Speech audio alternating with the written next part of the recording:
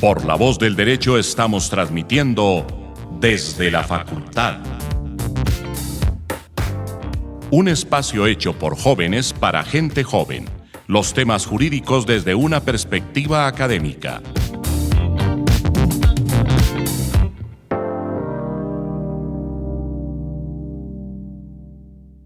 Bueno, muy buenos días, buenas tardes, buenas noches a todos y todas desde y donde nos escuchan. Bienvenidos nuevamente a un episodio de Desde la Facultad, un programa creado por jóvenes estudiantes de Derecho para tratar temas coyunturales, controversiales y hablarlos desde un punto de vista tanto jurídico y académico.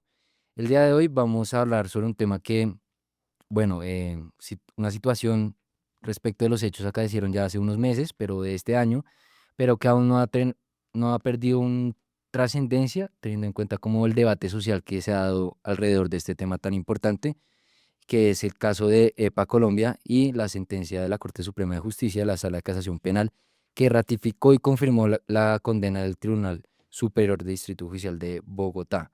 En ese sentido, vamos a debatir un poco el tema de la proporcionalidad de las penas, los comentarios de la gente que dice que se hace justicia con EPA Colombia, quien resarció un poco los daños causados en el marco de los delitos que cometió, mientras que otras personas pues no están siendo investigadas, no se les condenó, pero bueno, ese es el sentido de esta conversación, hablar un poco del tema. Entonces, bueno, voy a presentarlos antes de relatar un poco los elementos fácticos del caso. Entonces, a mi mano izquierda al fondo tenemos a Juan Simón Larrea, abogado javeriano ya graduado, conciliador y mediador certificado por la Cámara de Comercio de Bogotá y profesor invitado de algunas clases de la Cátedra de Derecho en la Universidad Javeriana, inclusive temas y especialmente en la clase de penal especial, ¿no? A su mano derecha, mano izquierda, tenemos a Juan Martín Boyacá, estudiante de Derecho de noveno semestre de la Facultad de la Javeriana. Y a mi mano derecha al fondo a Camila Gutiérrez, estudiante también de Derecho de noveno semestre. Y a su mano izquierda con María Ángel Solorzano, estudiante de Derecho de también noveno semestre. Y quien les habla, Santiago Vaquero Rey. Entonces, bueno, para introducir el tema, no sé quién nos quiere relatar un poco los delitos por los cuales se le condenó, que fueron 3 puntualmente, y la situación, sí, fáctica por la cual se le realizó esa imputación. No sé quién quiera tomar la vocería. Juan Simón, por favor. Bueno, a todos, muchísimas gracias por estar acá. Santiago, por la invitación, mil gracias. Bueno, recordemos que el 2020 fue un año trágico para todos. No solamente la pandemia nos hostigó, sino también hubo un impacto muy difícil en el tema de la movilidad y la convivencia en Bogotá. Recordemos que estábamos en el marco del Gran Paro Nacional. Entre ellos, muchas personas se van a manifestar por sus inconformidades con el gobierno en turno, por las instituciones, etcétera. Y una de ellas, una famosa influencer, diríamos ya, EPA Colombia, que se hizo viral en su momento, en 2013, con un video eh, que gustó mucho en ese momento, y que se graba destruyendo con un martillazo una estación de Transmilenio, diciendo que era una forma legítima de protestarse y que llamen todos a la calle a darle puños a Transmilenio y demás.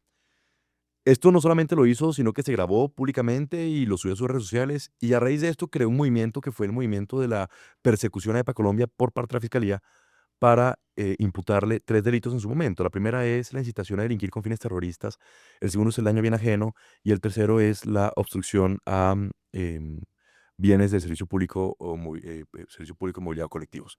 Pero ahí haciendo la precisión del segundo, que fue daño en bien ajeno, con el agravante que fue.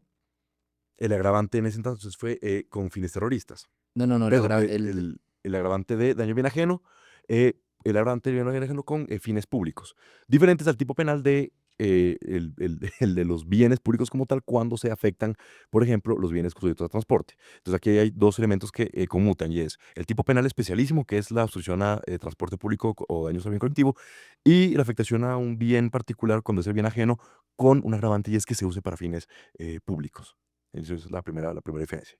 con la perturbación al transporte público, ¿no? O sea, se le agravó y además se le imputó el otro delito ¿de qué? De perturbación en servicio de transporte público colectivo u oficial. Sí. Exactamente. Importante como para agregar a la conversación, una de las declaraciones que de hecho está citada en la sentencia de casación, es hasta interesante leerla porque es muy textual con las declaraciones que ella daba y en el marco de todas las piezas procesales que se analizaron para determinar si la sentencia, pues si la corte decía casar la sentencia y en su lugar proferir una sentencia sustitutiva. Y en la misma hay una parte en la que dice ella, que también es que es muy político, ¿no? El tema es muy político, porque ella dice, sé que me van a criticar porque siempre miran lo malo mío, nunca miran lo bueno. Pero bueno, mientras algunos están saqueando los negocios que pueden ser de su mamá, de su papá o de algún familiar, yo estaba destruyendo lo que era del Estado. Sé que tampoco está bien hecho, pero eso es una de las formas en las que el pueblo se puede manifestar sin pasar desapercibido, ¿no? Que es un poco del tema de la interferencia, las protestas sociales que pues logran ese fin a lo que cometen cada una de ellas. Pero acá también es importante desarrollar un poco lo que fue la primera instancia, porque hay un hito muy importante que sé que María Ángel lo conoce, que fue el tema de la imputación y cómo ella se declaró. No sé si ahí puedes desarrollar un poco ese hito. Sí, Santi, pues en 2019 a ella pues se genera la audiencia de imputación. En ese momento ella no acepta cargos, pero es en 2019, no, sí, en 10 de diciembre de 2019 que ella genera un allanamiento total de todos los cargos, de todos los cargos. Eso es muy importante porque a partir de eso, en mi opinión, ella le quita un poco también el, la capacidad del Estado de mostrar una postura política real al respecto, más que todo durante el proceso penal. Porque ustedes saben que el principio de oportunidad es una herramienta política que tiene la Fiscalía y ella al allanarse a los cargos le quita la posibilidad al Estado de en verdad mostrar una postura política al respecto. Entonces, a mí me parece que el allanamiento es una imprecisión. Ella dice que es una vulneración al derecho de defensa, que es lo que llega a la sala de casación. Y pues es bastante importante para el desarrollo de todo el ejercicio jurídico del proceso. Sí, porque además en primera instancia le permiten cumplir la sentencia por fuera, ¿no? O sea, no es una condena intramural, sino domiciliaria, ¿no? Que fue precisamente lo que en segunda instancia se revocó y ordenaron la captura, ¿no? Ese es el punto, sí.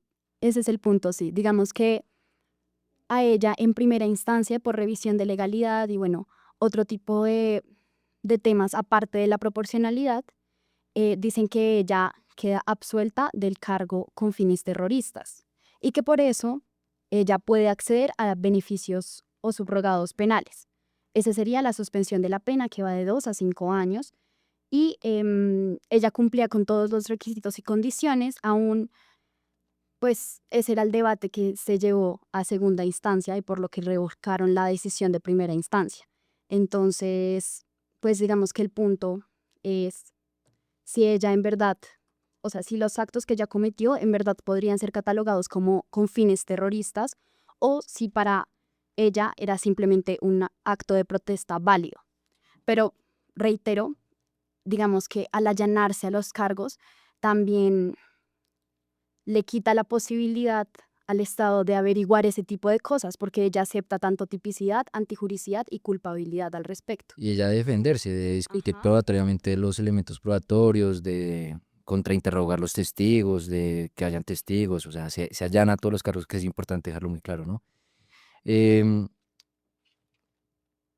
no sé si alguien quiere agregar algo sobre el tema del contexto del caso, ¿no? ¿Vamos bien? Perfecto. Em, entonces, hablando de las tres instancias, es importante porque sí se allanó los tres, pero veo que la Corte dice que precisamente cuando uno se allana, esa declaración tiene que estar libre de todo vicio, ¿no? Y dice que, o bueno, lo debatible acá y lo que fue más controversial fue ese delito de instigación a delinquir con fines terroristas, porque pues en efecto se vulneraba un poco de ese derecho al debido proceso, de poder como decidir sobre si era autora de este delito, porque para que haya un allanamiento, y yo me puse a leer la sentencia, tiene que, los elementos fácticos del caso tienen que ser bastante claros para poder determinar que la persona en verdad cometió el delito. Es decir, o sea, si, o sea, es una concepción errónea que tiene la gente que cuando a uno le imputan cualquier cargo, uno se puede allanar, declararse culpable e irse para la cárcel. No, pero es deber del juez realizar como un análisis de que si los elementos aportados al caso son suficientes para al menos deducir que la persona pues también fue autora de ese delito, y además porque el delito con fines terroristas siento que es muy fuerte, ¿no? Más por el tema de lo que pasó, o sea, destrozar el portal de Transmilenio con el martillo y grabarse y demás, o sea, catalogarlo con fines terroristas, yo siento que, bueno, y más que vivimos en Colombia, con todo el contexto de la violencia en la que hemos vivido, y decir que tiene fines terroristas, no sé, un poco denso, ¿no? Pero bueno, entonces ya teniendo un poco claro las tres instancias y este contexto jurídico, les quería preguntar a ustedes. ¿Ustedes creen que si la fiscalía sí realizó una buena imputación de los tres delitos con el tema de todo lo que pasó? ¿Ustedes sienten que los tres se configuraron? ¿Sienten que la pena por la cual se le condenó y se ratificó la del tribunal es justa? ¿La dosificación de la pena se hizo en debida forma? ¿Qué le cambiarían? No sé, un argumento un poco debatible respecto de lo que se debatió en esas instancias. Bueno, para responder a tu pregunta, Santiago, muy, muy, muy propia, yo creo que la fiscalía tenía un caso estrella ganado. ¿Por qué? Porque si los fiscales fueran tan felices con todos los delincuentes, bueno, no delincuentes, con las personas que investigan para posteriormente iniciar esa petición sancionatoria ante el juez penal, se grabaran cometiendo las fechorías, todos los fiscales serían los más felices del mundo. En este caso, la fiscalía tiene una herramienta muy, muy, muy hábil y era que era una figura pública que se grabó cometiendo la serie de delitos que se imputaron posteriormente. Entonces, tenían un caso de oro. ¿Qué es lo que hizo la fiscalía? Que le faltó una cierta humanidad, ya que está muy de moda y muy en boga lo que se llama la justicia restaurativa y el perdón de las víctimas, etcétera, y cambiar ese cosmos de figura em, retributiva por una figura mucho más de justicia restaurativa, y es que la fiscalía metió todo lo que podía en la misma bolsa.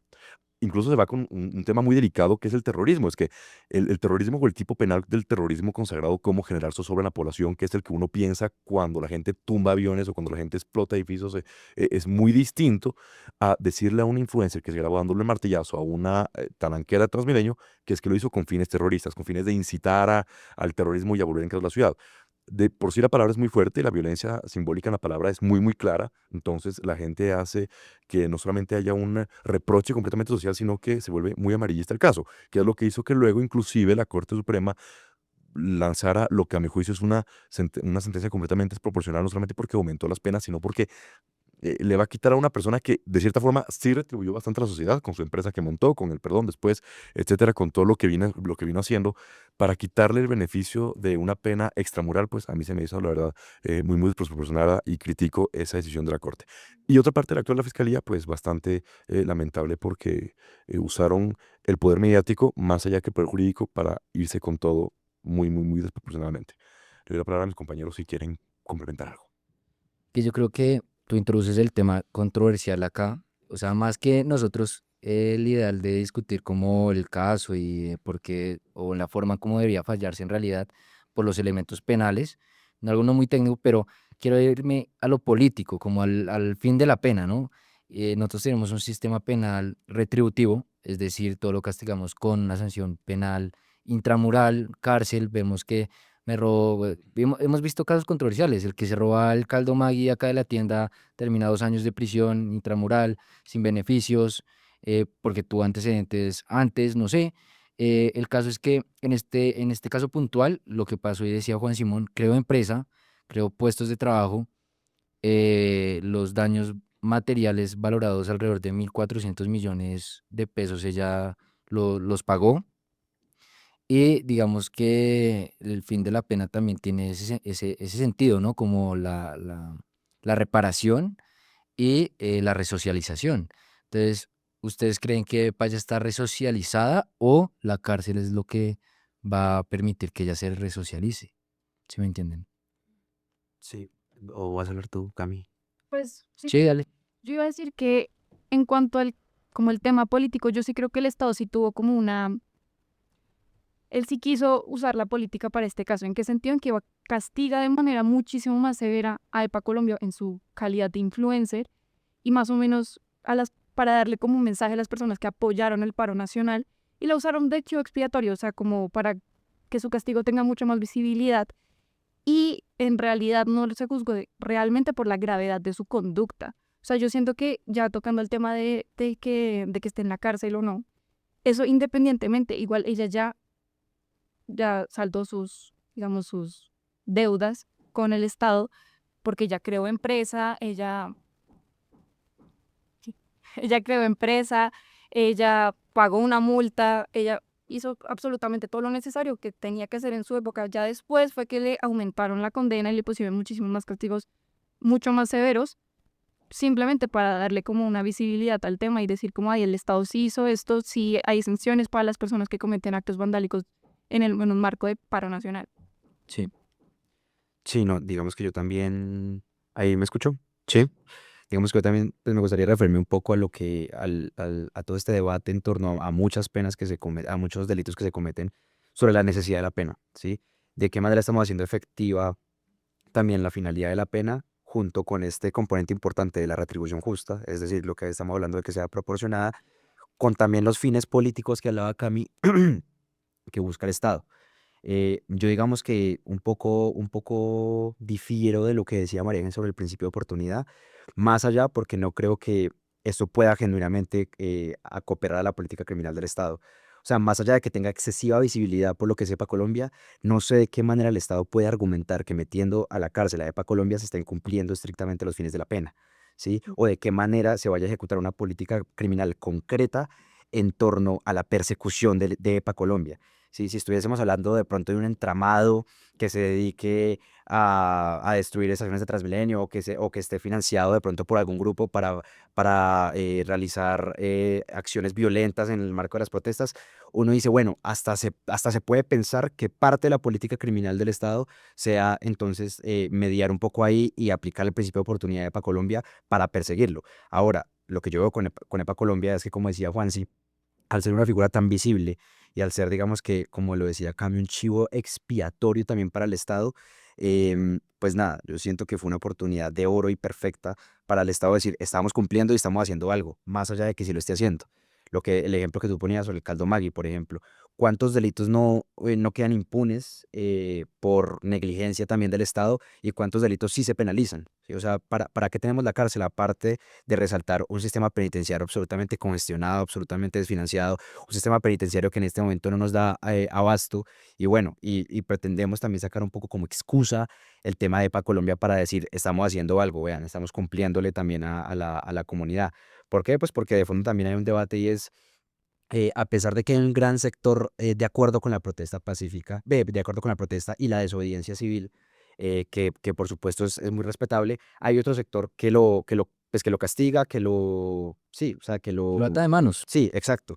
Y pues a mí me parece que el caso de EPA Colombia, si uno lo mira en estricto sensu, desde las funciones de la pena, pues no sé desde qué punto se pueda cumplir una prevención general, porque incluso hemos visto muchas otras protestas en las que eso no ha importado y mucha gente que incluso, y de hecho estuvo en boga el tema de cuando Petro sacó a las personas que estaban pues en la cárcel porque habían cometido actos de vandalismo en alguna protesta y los nombra gestores de paz. Entonces ahí también estamos viendo una contradicción entre la política criminal de la fiscalía y también un poco la visión institucional que tiene el gobierno para con este tipo de personas. Entonces me parece un poco contradictorio también y no hay, creo yo, una comunicación asertiva en torno a qué queremos hacer con este tipo de casos. Y como lo decía Camilo, lo reitero, pienso que para Colombia pues pudo haber sido este chivo expiatorio y una víctima para acumular las cifras de la fiscalía también. Sí, pues a mí me gustaría primero aclarar un punto sobre mi intervención anterior. Yo creo que cuando dije que era, o se le había quitado la posibilidad al Estado de mostrar una postura política más firme, era durante la primera instancia, porque pues digamos, en ese punto pudo haber un debate probatorio, que se mostrara de verdad una postura política, por ejemplo, la preclusión, perdón. Yo me puse a revisar y ella encuadra en las causales primera y cuarta, porque precisamente todo lo que estamos hablando acá, ella creó empresa, ella generó empleo, ella le decía a sus seguidores que no hicieran lo que ella hizo. Entonces, siento que sí vetó una posibilidad política del Estado, pero eso no quita que la sentencia de la Corte Suprema de Justicia sí sea política. Y me uno un poco también al salvamento de voto de, em, de la magistrada Miriam Ávila Roldán, en el que ella expone precisamente como estaba diciendo Juanse, em, que realmente el desacierto que hay en este caso es tildar actos que ella pues realizó de manera injustificada quizás, que ella pensó que eran de protesta, que ya eran violencia y que pues no se podían encuadrar en algo pacífico dentro de la manifestación del pueblo como algo terrorista, porque eso ya es muy político y siento que ese es el punto que nosotros podríamos tocar entre lo jurídico y lo político, como bien decía Santi. Tipo, ¿en qué momento, yo leyendo el salvamento de voto, decía que en qué momento EPA Colombia incitaba a generar terror por el gobierno de Duque? Entonces, no se podría cumplir ese elemento y más allá de decir si, digamos, hay una resocialización, creo que era más un ejercicio de legalidad y tipicidad que debería haber hecho, pues, la Corte. Sí, digamos, que debió hacer la Corte, pues también eso es lo que dice el salvamento de voto, que se debió ver más allá de simplemente se allanó a los cargos, sino es un ejercicio de legalidad para saber si en verdad se cumple que sea con fines terroristas, porque a la final eso es lo que la veta a ella de los beneficios.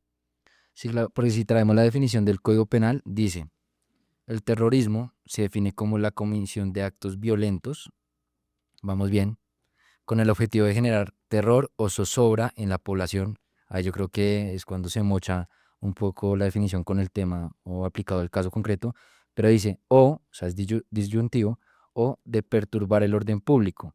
Yo creo que si son actos violentos con el objetivo de perturbar el orden público. Yo creo que un análisis muy taxativo, uno dice, ah, no, terrorista. Pero, o sea, yo creo que esto no puede ser un análisis aislado, sino contextual, y hay que decirse que en esencia esto no es terrorismo propiamente dicho, y por eso la Corte tuvo que haber hecho un análisis mucho más enfático en decir, si estamos garantizando el debido proceso y por eso estamos analizando la sentencia, pues creo que hay que ser un poco más garantista con los derechos fundamentales de quien se le imputa una acusación. Pero espérate, porque creo que Cami quería agregar un punto ahí. O sea, creo que ya todos estamos de acuerdo que digamos que las acciones de ella no encajan perfectamente como en esa conducta típica.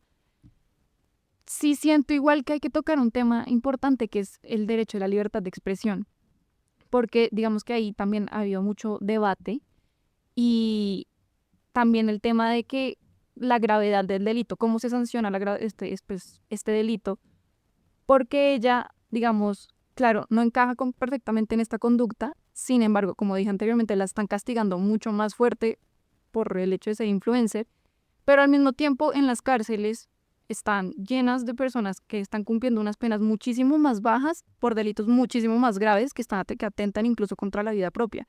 Entonces, digamos que, si me estoy escuchando, se me perdió el hilo.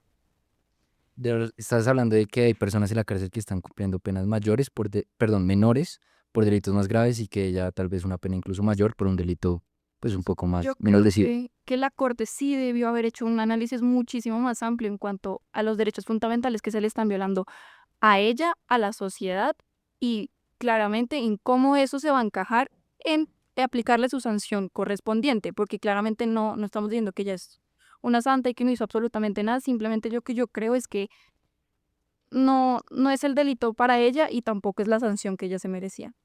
Ok, sí, Juan Martín. Sí, no, de hecho, justo Cami prácticamente que dijo lo que estaba pensando, porque digamos que llega un punto clave y es como lo que hizo igual es reprochable, ¿sí? Lo que hizo, digamos que no tiene una justificación más allá de una doctrina de desobediencia civil que en Colombia no avalamos, ¿sí? Al menos en Colombia no avalamos, que se protege de manera constitucional la protesta pacífica, sí, digamos que la manifestación de las masas, pero de todas maneras quería hacer la salvedad de que hay un acto reprochable, sí lo hay que sea castigado de la manera que fue castigado, no. Me permito aquí leer el artículo del terrorismo, el 343, pues digamos que añadiéndole a lo que decía Vaquero, porque es que dentro de todos los verbos rectores que tiene dice actos que pongan en peligro bueno, la vida, la integridad física, la libertad de las personas, las edificaciones, los medios de comunicación o transporte, ¿sí? Y pues digamos que también que el terrorismo tenga tal vez una estructura descriptiva que permita encuadrar ese tipo de actos en el terrorismo, también nos pone presente un problema y es una falla de técnica legislativa importante, ¿sí?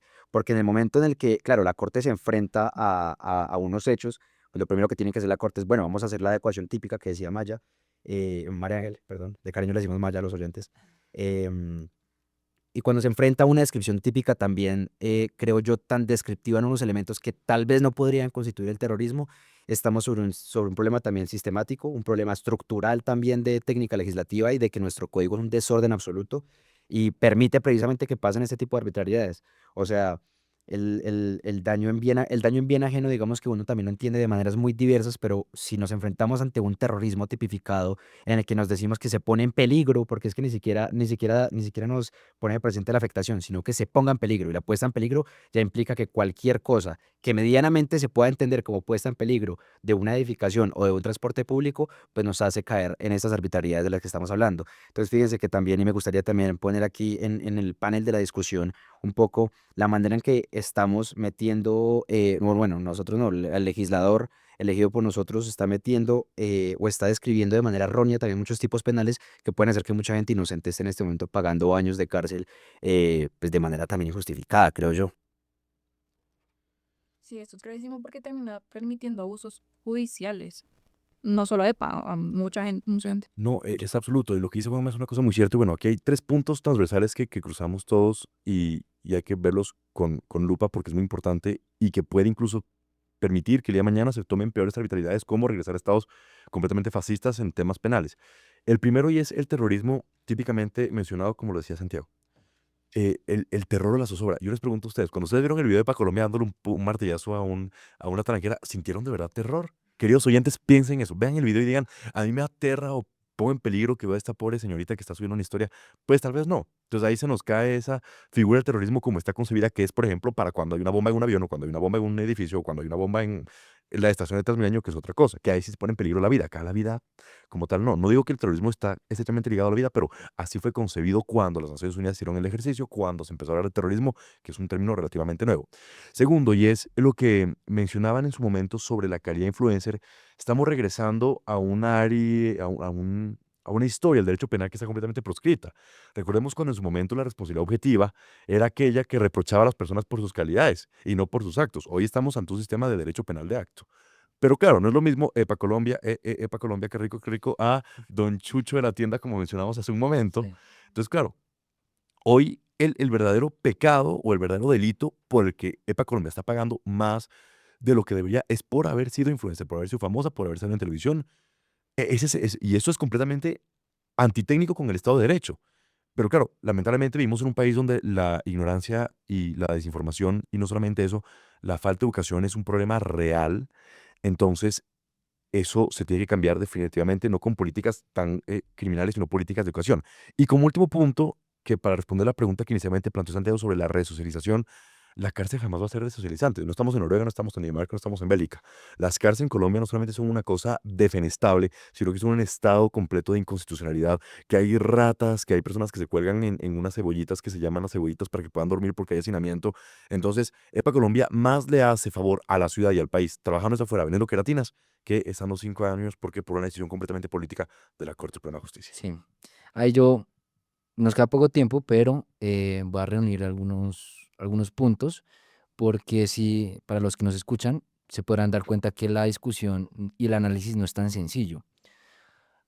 Al principio yo creo que el juicio de reproche respecto de la persecución que pudo haber realizado la fiscalía se puede hacer desde la primera instancia cuando pues se realizó la imputación de cargos y demás, porque pues ahí la figura pública, bueno, la figura que ella tiene como pública por el hecho de ser influencer, digamos que sí pudo ser como materialmente eh, importante para tomar una decisión, pero yo quiero también abrir un poco el panorama y decir que ahora el análisis es mucho más restrictivo porque la Corte también está atada de manos. O sea, la Corte en un recurso de casación tampoco puede reabrir el debate que se le da desde una imputación de cargos que realiza la Fiscalía. Únicamente va a analizar pues las causales de casación y pues mirar en qué sentido la puede modificar o reafirmar.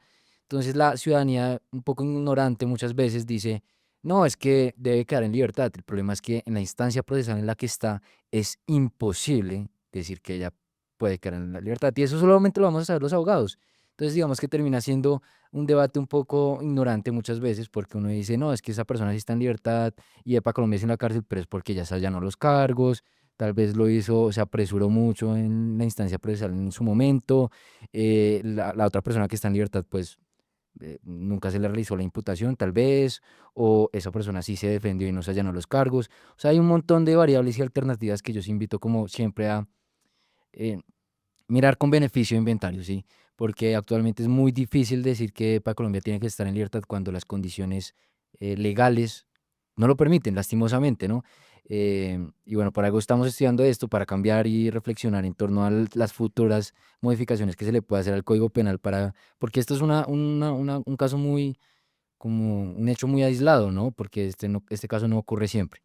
Entonces, sí, mirar de qué forma, cuando ocurre esta situación particular, qué manejo procesal se le puede dar para que pues haya o se maximicen los derechos fundamentales sobre esa persecución penal y siempre ese reproche de sanción cárcel, ¿no? Entonces, ese como primer feedback o retroalimentación. Y el segundo de ellos sobre el tema de la resocialización que decía Juan Simón, ¿no? Porque podemos verlo desde el primer punto que yo dije, sobre procesalmente hablando, sobre las instancias procesales, pero el segundo punto sobre qué manejo le damos una vez ya está condenada, a qué pena o sanción se merece, ¿no? Para hacer precisamente la pena preventiva y em, resocializadora y además restauradora, ¿no? Porque pues yo digo, o sea, si yo puedo restaurar el delito que cometí, porque entonces además doble sanción, ¿sí me entienden? Más cuando es monetizable. Porque eso, ¿cómo es que se llama en el Código Penal? Cuando una sanción económica que uno puede resarcir. Ah, no, la No, oblación. oblación, Oblación. la oblación, la oblación. Por ejemplo, en el caso de la oblación, que yo creo que esa fue una muy buena estrategia cuando legislaron, cuando un delito tiene una connotación netamente económica y uno la Única. únicamente económica y uno devuelve toda la plata, pues ¿para qué me van a continuar persiguiendo penalmente, por ejemplo? Pero adecuar algo así a este marco de delitos, pues tocaría volarse la cabeza y pensar muy bien, pero yo creo que puede ser una buena alternativa para maximizar y proteger derechos fundamentales cuando no es justo, de verdad, seguir persiguiendo criminalmente y penalmente a una persona que puede como reparar a la sociedad y hacer un ajuste de cuentas, para decirlo un poco coloquial. Qué pena ahí te hago Sí. una puntadita, porque es que incluso la instigación a delinquir sería, así solita, sería susceptible de violación. Porque es que lo que dice la instigación a delinquir es el que pública directamente incite a otro u otros a la comisión de determinado delito o género, incurrirá en multa. Pare. Pero la embarrada de Pa Colombia fueron el segundo el tercer inciso, perdón, del 348, que es el de la instigación a delinquir, que es donde le meten el terrorismo, ¿sí? La instigación por sí sola podría ser sujeto de violación, pero nos meten ya en las demás causales que, como ya lo veníamos anticipando, son tan amplias que puede adecuarse en muchas cosas, y ahí es donde tenemos ahí un enredo del berraco, porque en principio sí, lo que tú decías, la violación sería un mecanismo súper importante, es súper importante, que creo que EPA Colombia también estuvo dispuesta, de hecho lo hizo, ¿no? Ella pagó Ella todo, pagó todo, a, los a plenitud. 1.400. Entonces, pues ahí es que uno dice, hombre, pero sí, solamente para hacerlo de que la Sí. instigación en principio sería susceptible de violación. Pero bueno, ya para concluir, porque siento que fueron, pues sabes que hay mucha tela donde cortar, porque es un tema muy amplio. Pero ya para terminar, voy a dar la última palabra a cada uno de ustedes con una pregunta general, como siempre solemos hacerlo, y es, ¿ustedes qué creen? O sea, si ustedes fueran, es que no lo puedo hacer porque fue una instancia de casación, pero digamos, fueran el juez de primera instancia, les llega el caso por primera vez, ¿sí? Y se hace la imputación en debida forma, además, pero haciendo la aclaración de que a ese momento ella ya también pagó 2.400 millones, también ya tiene su empresa funcionando, tiene más de tal vez una nómina de trabajo más de 1.000 empleados. Así contextualmente, ¿ustedes qué hacen para fallar? ¿Ustedes la condenarían, no la condenarían? ¿Cómo argumentarían el caso? Bueno, voy a tomar la palabra entonces. Yo claramente la condeno porque aquí hubo una falta a la ley penal, la hubo. Hubo una antijuricidad, la hubo. Hubo una culpabilidad, la hubo. O sea, nadie tiene por qué ir por la vida martillando nada de nadie. ¿Qué es lo que hubiera sido el juez que tenía que hacerlo? Porque el principio de iura novit curia y que los jueces pueden ajustar, realmente aplicar el derecho, es entender cuál es la gravedad del asunto. Los daños materiales se caen en daños materiales, punto. No importa si es para Colombia, se presenta en la República o si es chucho el de la tienda. no pueden llevarse completamente y seguir el cuento absoluto a la fiscalía. Entonces, lo hubiera sido primero condenar. Una pena extramural claramente tiene todos los beneficios para ser subrogado, sobre todo para que puedas ir con su empresa. La multa me parece muy bien. Eventualmente llegar al incidente del proceso integral, también hubiera una reparación integral. Pero, ¿qué es lo que hubiera hecho yo? Más penas de justicia restaurativa. No sé, un perdón público, perdón simbólico. Existen tantas herramientas que la justicia restaurativa nos ha dado precisamente para que este tipo de conductas no queden indemnes. No sé, que para Colombia monte una fundación en contra de los martillos, alguna cosa de ese estilo que capacite gente, que instruya, que dé clases, que cuente testimonios, no sé, que se haga seminarista, pero como tal, yo sí soy de esas personas que salvo para violación, homicidio, secuestro, la cárcel no es un mecanismo punitivo para los delitos pecuniarios. O sea, no, bajo ningún concepto, no. Esa es mi postura. Además, porque la gente hay veces que por esos delitos entra a la cárcel y sale y termina peor, ¿no? Porque se junta con gente que de verdad, pues ha hecho y deshecho todo lo que pueda pasar en la vida, ¿no? Claro, y es que el patrimonio es paga con patrimonio. Entonces, si uno roba, pues no le van a cortar la mano, sino que pague y punto. Pero que se vaya preso, pues para que no solamente se haga después criminal, sino se haga ladrón, perdón, que no se haga ladrón, sino se haga ladrón, violador, Traficante. traficante y secuestrador Sí. y sicario, pues. Y la paradoja es que hasta ella en los buses de Transmilenio hubo una época que tenía publicidad, ¿no? Y Transmilenio se reconoció como víctima ahí, ¿no? Listo. Últimos comentarios breves, Cami. No, sí, o sea, de acuerdo, voy con esa línea. Además que en Colombia creemos o tendemos a creer que la cárcel es la única forma de hacer justicia, pero eso es una visión completamente punitivista e ineficaz. Y sí quiero que quede claro que la cárcel en Colombia no transforma, no resocializa, no repara. Aquí simplemente la cárcel en Colombia castiga. Y entonces yo sí creo que la pena o pues la condena de EPA pues, claramente tenía que haberla, pero extramoral. Extramoral, sin lugar a duda. Maya, súper breve. Sí, pues digamos que siguiendo la línea con todo lo que he dicho a lo largo de esta intervención, pues yo creería que el juez debería haber hecho pues como un análisis más allá de la conducta, porque como todos hemos dicho, pues sí ocurrieron y ella sí debería haber sido declarada culpable. También creo que debería haber sido extramural y considero que eso solo se puede hacer si hubiese habido pues ese examen riguroso respecto de los fines terroristas, porque eso es lo que impide que ella tenga hoy un subrogado penal y que esté fuera de la cárcel. Entonces, creo que sería eso. ¿Y Juan Martín? Sí, ¿no? Aquí mirando incluso pues la sentencia, por daño en bien ajeno es clarísimo, perturbación en servicio de transporte público colectivo oficial, clarísimo, pero yo incluso tumbaría toda la instigación a delinquir. Toda le pondría instigación, no, pues, no tiene sentido, pues eso es un análisis meramente contextual de que era ser influencer, pero que uno diga que por EPA Colombia se siente instigado a cometer delitos, por los dos anteriores yo creo que todos acordamos, pero instigación en lo personal, no. Sí, chao. Y yo creo que incluso todos, tal vez también lo haríamos. Yo en lo personal también lo haría.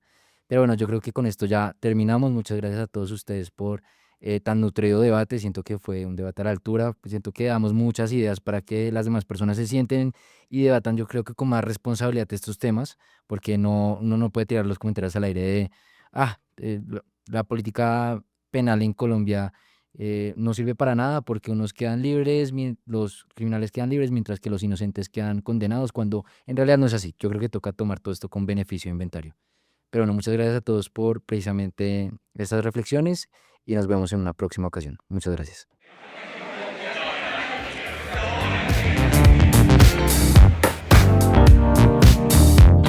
En La Voz del Derecho hemos transmitido Desde la Facultad. Un espacio hecho por jóvenes para gente joven. Los temas jurídicos desde una perspectiva académica. Desde la Facultad.